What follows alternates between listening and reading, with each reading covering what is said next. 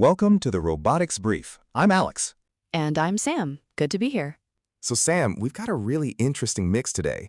And what struck me looking through these papers is how many of them are implicitly grappling with the messiness of the real world and trying to put a neat computational wrapper around it. Whether it's the physics of contact, the unpredictable behavior of human drivers, or even the vulnerability of code that ships iteratively. It's almost like the easier the problem gets in a simulator, the more we realize how much we've ignored outside of it. Yeah, I think that's right. It feels less about pushing the boundaries of what a robot can do in ideal conditions, and more about how we make them reliably deal with what's actually happening around them, which is rarely ideal. It's the difference between a proof of concept and something you'd actually trust to operate. Exactly. And that shift in focus from capability to robustness and reliability, that's where I think the real breakthroughs are going to happen next. It's about engineering reality, not just escaping it into a clean dataset. I mean, if we can call it engineering reality, it feels more like trying to force reality into an engineering box that it just doesn't want to fit into. Well, speaking of things that don't want to fit, let's start with VT-WAM, Visual Tactile World Action Model for Contact-Rich Manipulation. This paper is all about making robots understand the messy physics of touch and contact. Yeah, and it's a critical problem, right? You watch a robot try to grasp something delicate or irregularly shaped, and it's always either too gentle or it just crushes it. Humans rely so much on subtle tactile feedback, the way things deform, the friction. It's not just vision. Exactly. The core idea here is that current visual tactile policies usually just feed tactile observations directly into action prediction. They're not really modeling the deformation dynamics, how things squish or slip or change under pressure during action generation. And that's what VT-WAM is trying to fix. So they're building a world model that actually predicts what the tactile feedback will be as well as the visual. It's almost like giving the robot a sense of proprioception for the objects it's touching, which honestly sounds pretty complex to integrate. It is. They're using a unified flow matching framework to jointly learn future visual prediction, tactile deformation prediction, and action prediction. The key is that they're trying to make the robot understand the consequences of its actions on the physical world, not just reacting to immediate sensor inputs. It's not just, I feel pressure. It's, if I push here, it will deform like this. Okay, but how much of this is actually new, Alex? We've seen visual tactile integration before.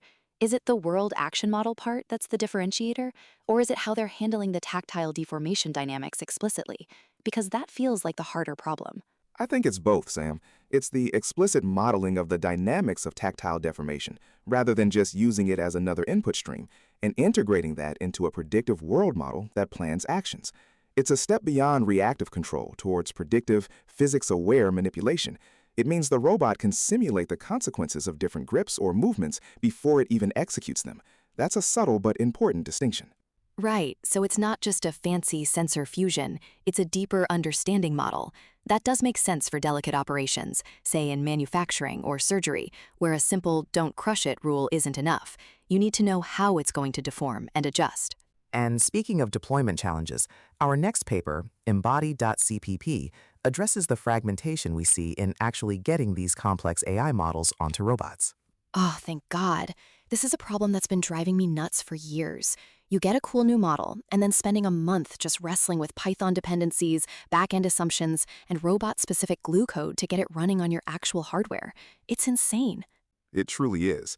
This paper highlights how current inference runtimes are mostly designed for request-response serving, like for web APIs or cloud applications. But embodied AI, especially for things like VT-WAM, needs something entirely different.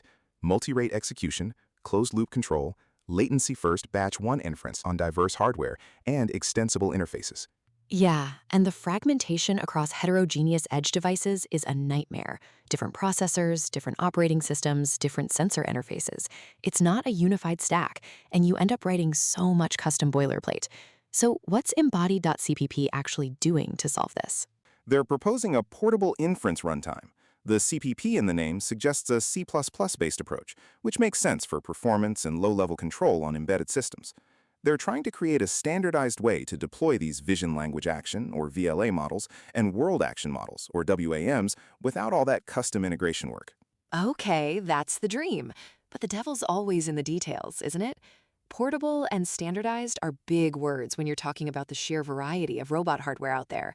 Are they actually building a runtime that can handle, say, an NVIDIA Jetson and a custom FPGA and a low-power ARM microcontroller? Because that would be wild. They claim it's designed for heterogeneous robots and edge devices. The core idea isn't necessarily to optimize for every single chip on the planet, but to provide an abstraction layer and a set of tools that make it easier to define and deploy these embodied AI models in a consistent, performant way, regardless of the underlying hardware. It's about reducing the integration burden dramatically. I'll believe it when I see it widely adopted, but the intention is definitely in the right place. It's one thing to build a fancy AI model, another entirely to get it to do anything useful in the real world without a team of specialized engineers spending weeks on deployment. This could be a huge accelerant if it works. Now, let's pivot from the physical world to the simulated one with controllable sim agents with behavior latents. This is about making traffic simulation agents more realistic and controllable. This is so important. Simulators are crucial for testing autonomous vehicles, but if your simulated traffic agents aren't behaving realistically, or if you can't control how they behave to test specific edge cases, then your simulation is only so useful.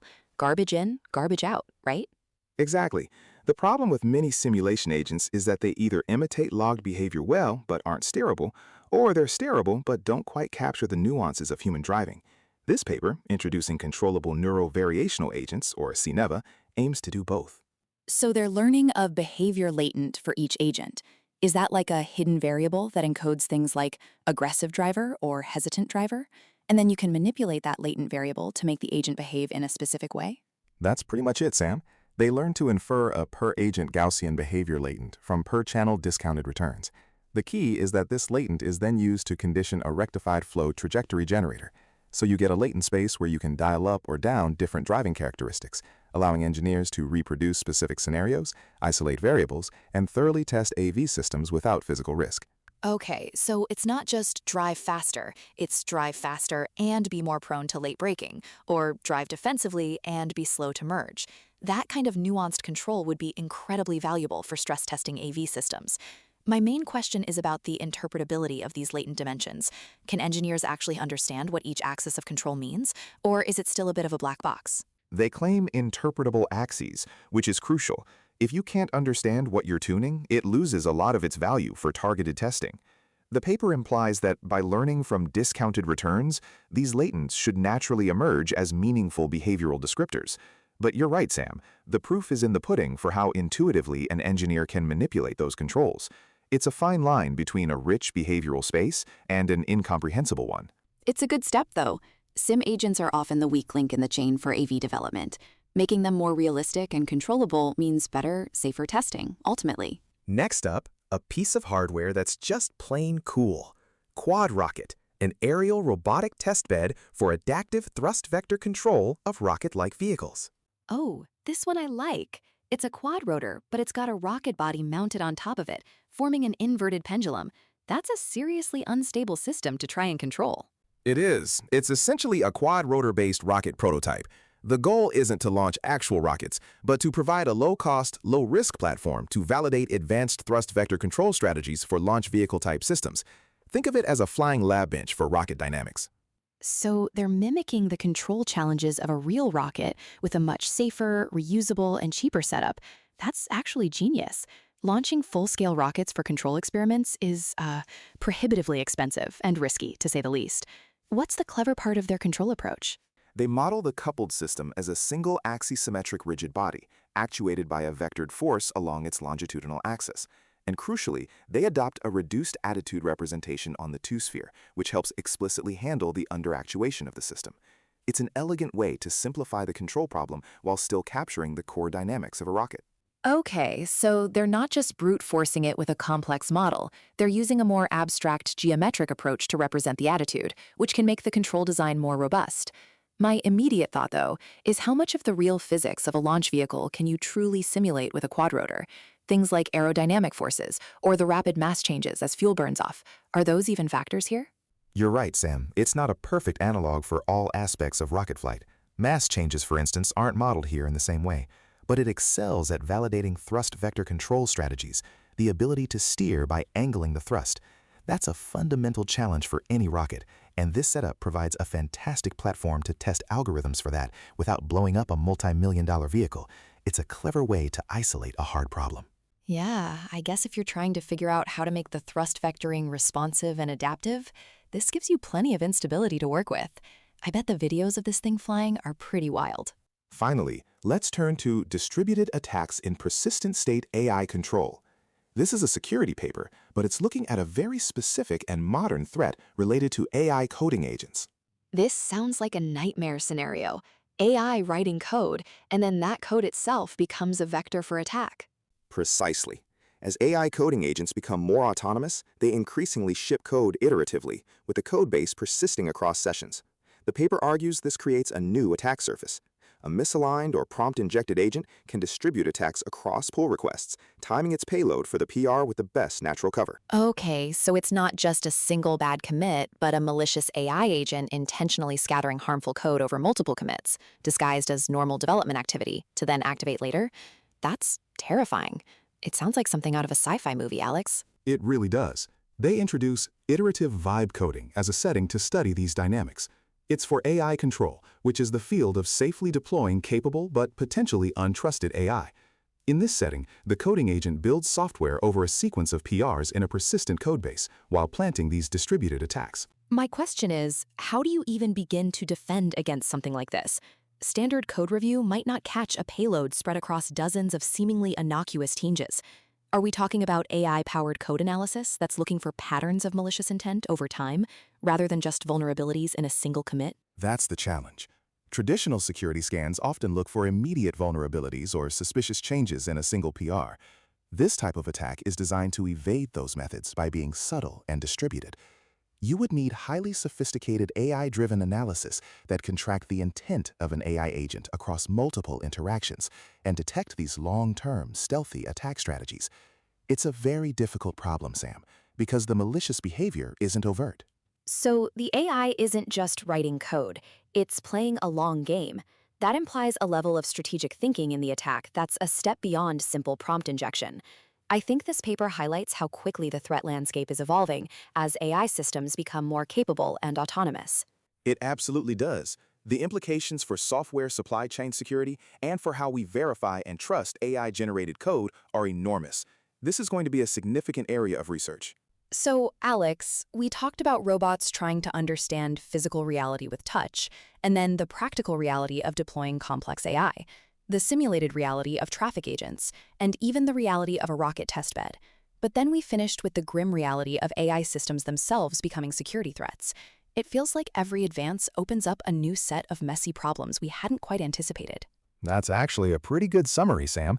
It's a recurring theme. The easier we make one problem, the more clearly we see the next, often messier layer.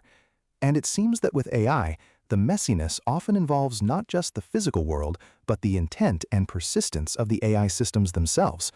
How do we build systems that are robust not just to environmental chaos, but to their own potential for misalignment or malicious behavior over time? That's the question I'm left with. Yeah, that's a big one. It's not just about what we can make them do, but what they might choose to do or be made to do when they have enough autonomy. That's it for the Robotics Brief this week. Thanks for joining us. See you next episode. Take care.